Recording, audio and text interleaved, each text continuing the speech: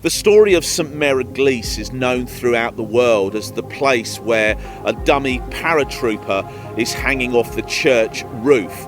It looks like a joke, but it's far from that. It's been there since the making of The Longest Day, the epic Hollywood blockbuster movie that told the story of the whole D-Day operation.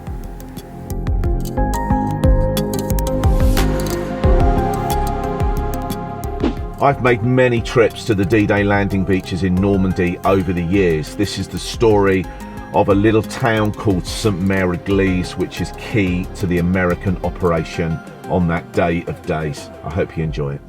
The responsibility of securing the western flank of the invasion was the task of the US 82nd and 101st Airborne Divisions. It would be the biggest drop onto enemy-occupied territory in history. 13,000 of them left England in a colossal skytrain of 500 transport planes. This is the market town of Sainte Mère-Église, and it was central to the whole operation, located on a strategic crossroads which was the only route in and out of the American landing beaches of Utah and Omaha. Its capture was absolutely vital. Nowadays, it is impossible to imagine what took place around this church. The planes came over Cherbourg at 150 miles an hour. Those towing gliders released them while the rest went into a sharp descent to drop the paratroopers at the near suicidal height of 300 feet. They were scattered all over the fields and the farms of this area. Those inside the gliders fared little better. The flimsy aircrafts crash-landed and dozens of them disintegrated, causing serious injury and loss of life to those inside. Many of the parachutes failed to open.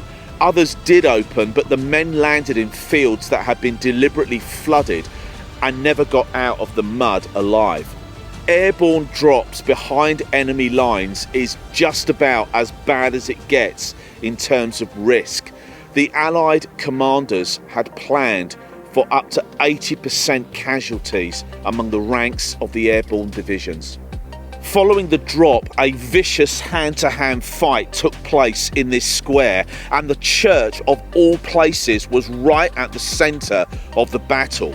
Churches for so many people conjure up nothing more than images of christenings, weddings and carol services, not really desperate struggles for survival.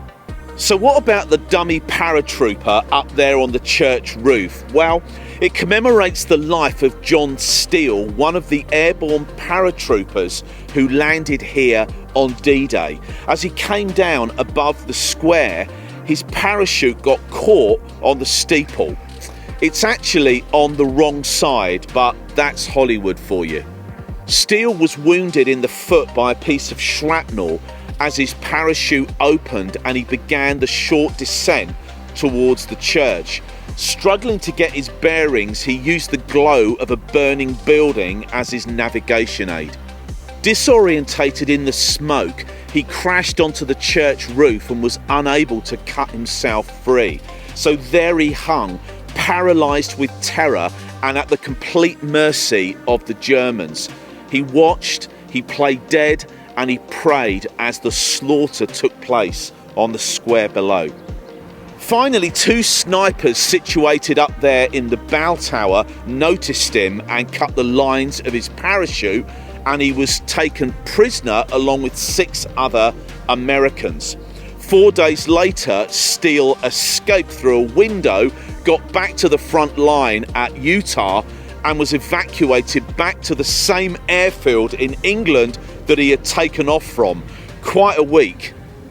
Among those who jumped into combat that night were the men of Easy Company from the 2nd Battalion of the 506th Parachute Infantry Regiment assigned to the 101st Airborne Division. They are immortalised in the TV series Band of Brothers. They carried these words on their combat jackets: "We stand alone together." A rough translation of an old Cherokee word, Currahee, the name given to the mountain back home in Georgia where they trained together for battle. band of brothers. 3 words that seem to resonate with a lot of guys because it speaks of a shared journey together in adversity, the spirit of a warrior, the heart of a lion, and safety in numbers.